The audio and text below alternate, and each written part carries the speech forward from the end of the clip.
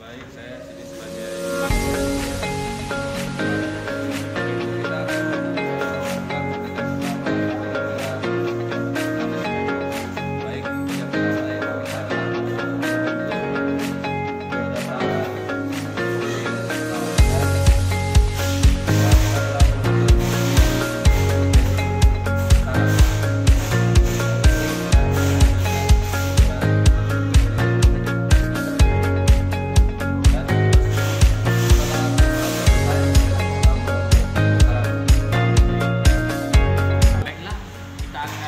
kerataan dari permukaan kopling ini secara vertikal menggunakan dial indikator.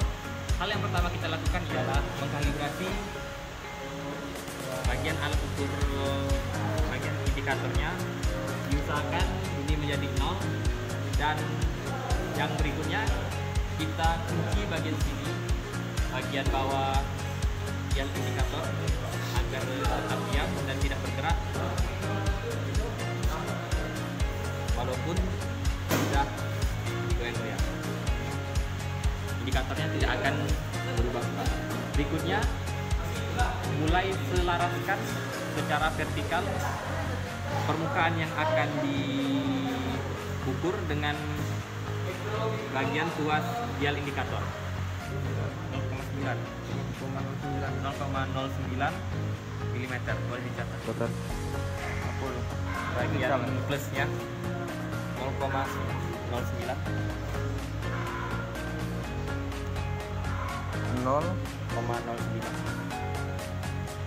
kita lanjutkan lagi sampai kembali ke titik awalnya. Di minusnya 0,03.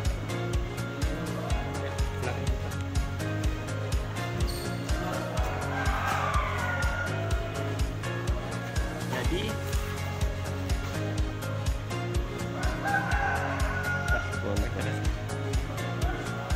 dari hasil pengukuran dari vertikal rata-rata memiliki jarak 0,09 ditambah 0,03 sama dengan 0,12 mm. Ke perbedaan antara jarak permukaan paling depan dengan permukaan paling terdalam, dan rata-ratanya ialah dibagi 2 0,06 mm rata-rata ketidakrataan permukaan dari kopling secara vertikal. Selanjutnya secara horizontal, jauhnya berada di 0,08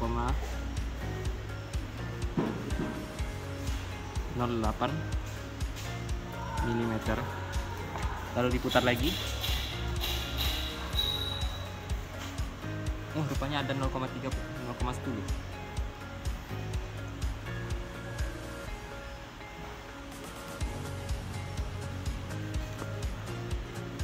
Lanjutkan terus sampai ke titik awalnya. Dari hasil pengukuran didapatkan 0,10 mm yang paling tinggi dan 0,1 atau kembali ke titik awal yang paling rendah. Jadi ketinggiannya lebih, ada yang bagian paling tinggi di 0,10 mm, maka rata-ratanya 0,05 mm ketidakrataan permukaannya secara horizontal. Sip. Oke, selanjutnya setelah pengukuran dari dataran horizontal atau vertikal, kita kembalikan ke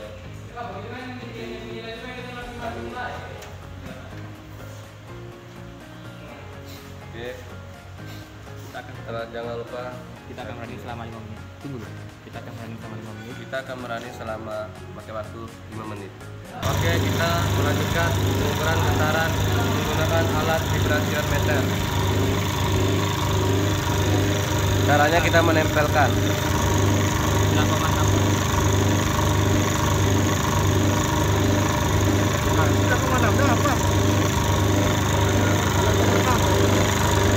Saya akan mengecek suhu bearing yang dihidupkan selama 5 menit menggunakan termogan.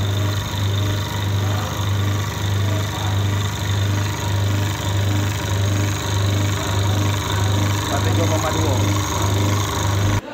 Main oke itu cara pertamanya kita membuka flank optimal dulu. Oke, dilakukan oleh toolman kita.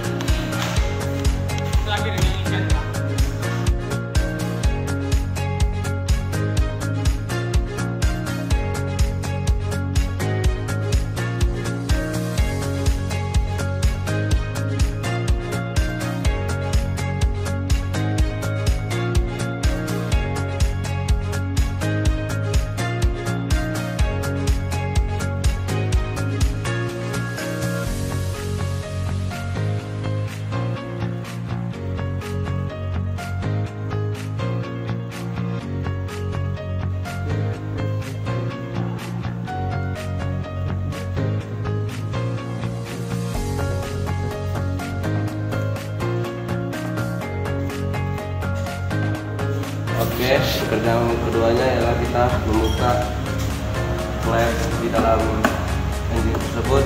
Nama ini kita akan bekerja adalah engine excavator hybrid HB204. Jadi pekerjaan pertama kita membuka baut dan flap engine dulu. Terus yang kedua kita membuka nozzle dan nozzle.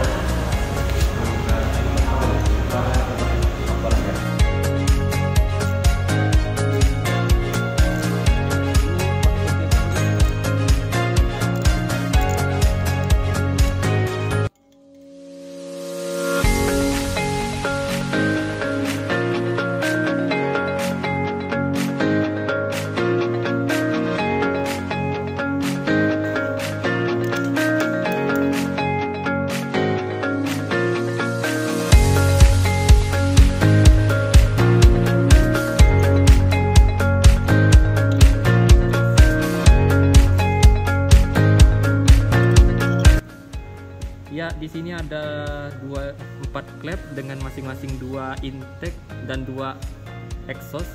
Dalam 2 intake ini terjadi masuknya bahan bakar dengan udara, lalu dikompresi oleh piston dan dibuang melalui exhaust untuk 2 klep exhaust dan mengarahkan ke bagian knalpot atau pembuangan knalpot. Terus baiklah, kita akan mencoba memasukkan filler kick yang ukurannya 0,35 karena yang mendekati dari exhaust ini adalah 0,38. Kita hanya punya 0,35. Kita coba masukkan. Setelah masuk, rasanya ini masih terlalu lapang, maka dikencangkan lagi.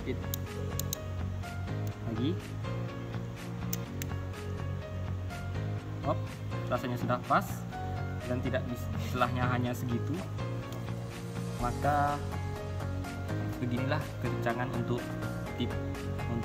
klep exhaust. Mari.